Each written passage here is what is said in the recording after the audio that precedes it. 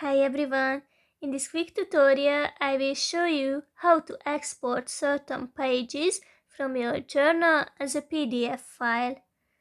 Open the journal app, then select the journal you would like to export the pages from, and then click on the three dots in the top right corner and click on Export Page.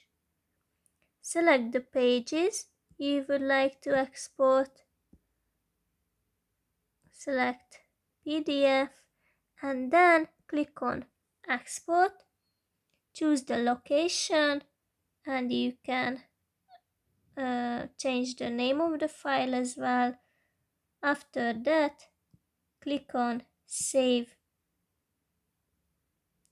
Wait a few seconds and that's basically it. I hope it helps.